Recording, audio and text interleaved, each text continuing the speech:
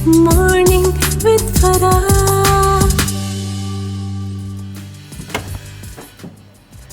बिस्मिल्लाहिर्रहमानिर्रहीम, अस्सलामुअलैकुम, सुबह बखैर और खुश आमदीद ATV मॉर्निंग विद फराह में।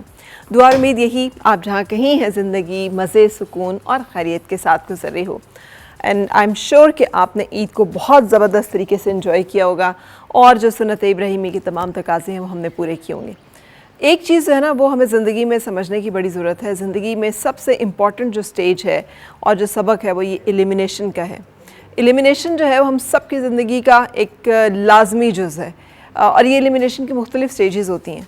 एक स्टेज वो होती है कि जिसमें हमें जिस जगह पे हम काम करते हैं, जो भी हमारा एक सेंस ऑफ प्राइड होता है जिसके साथ हम सारी ज़िंदगी जुड़े होते हैं, पर्पज़ जो हमारी ज़िंदगी का होता है, वहाँ पे हमें एलिमिनेट किया जाता है। 60 साल की उम्र में कोई भी सरकारी इदारा या कोई भी ऐसी जगह हो तो वो रिटायरमेंट की एज आ जाती है।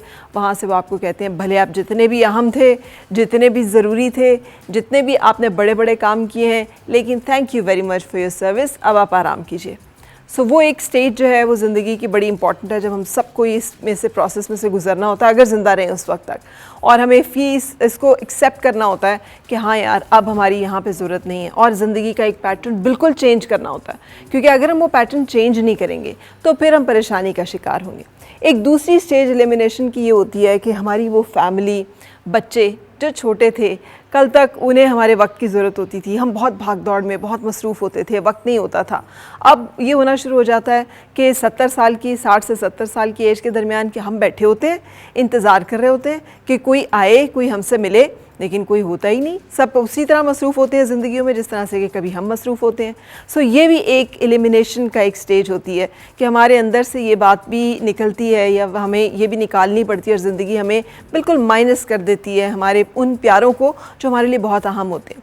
या तो हमारे साथ के कोलीग, साथी, दोस्त हैं वो बहुत कम ज़िंदा होते हैं और अगर हों तो उनको भी बीमार होते हैं, उनकी भी परेशानियाँ होती हैं, बच्चे अपनी ज़िंदगियों में मसरूफ़ होते हैं। सो हमें एक्सेप्ट करना पड़ता है कि हम अकेले हैं और हम अपनी ज़िंदगी में बहुत सारे लोग जो हैं ये स्टेज अपनी स्पाउस के साथ ही गुजार रहे होते हैं, अपने जीवन साथी के साथ, जिसके साथ सारी ज़िंदगी हो सकता है कि ना बनी हो ना निभी हो, लेकिन इस वक्त पे आकर ज़रूर हमें अपने साथी की कदर हो जाती है जिसके साथ पूरी ज़िंदगी का सफ़र गुजारा होता है। और फिर एक तीसरी बहुत इंपॉर्टेंट स्टेज जो है वो आती है जिसमें हमारा जिस्म, अगर हमें इतनी लंबी उम्र मिल जाए और हम ये इन तीनों प्रोसेस से गुजरे हों कि हमारा वो जिस्म कि जिसके साथ हम भागते दौड़ते, हंसते बोलते, ज़िंदगी का हर काम कर सकते थे, आहिस्ता आहिस्ता वो जवाब देने लगता है। हमारे अज़ा में वो ताकत नहीं रह जाती, हमें मोहताजी ही जो है खुदा न खास्ता उसकी स्टेज आ जाती है और हम परेशानी का शिकार हो जाते हैं। तो हमारी अपनी बॉडी जो है वो भी हमें अलविदा कहती है, वो भी हमें जो है, और फिर दुनिया से जाने का वक्त होता है।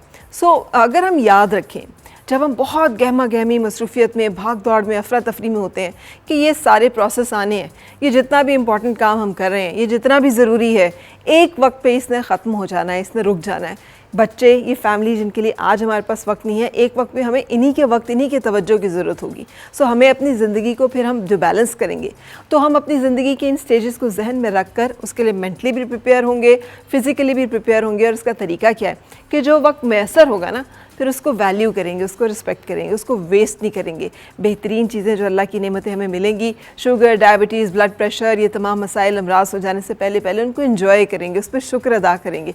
जो वक्त में असर होगा उसको घर वालों के साथ गुजारेंगे, जैसे कि ईद पे हम सब ने मिलजुल के वक्त गुजारा, और उसको वैल्यू करेंगे, उसको रिस्पेक्ट करेंगे, उसके लिए शुक्रगुजारी जो है वो करेंगे।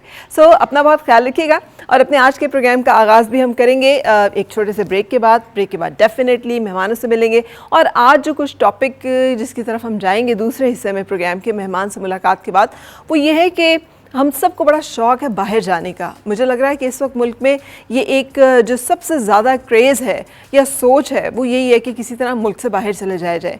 बहुत सारे लोग ऐसे हैं जो बाहर जाके वापस आए हैं। सो आज हम उनसे मिलेंगे और उनसे जानेंगे कि जब हर कोई यहाँ से जाने के चक्कर में है तो आखिर उन्हें वापस आने की क्या सूझी। लेकिन उससे पहले ब्रेक से मेहमान से मुलाकात भी है और इन सब से पहले एक ब्रेक भी है। Stay with us. आओ फिर से मुस्कुराए और मिलके गुनगुनाए हैं गुमशुदा जो खुशियाँ।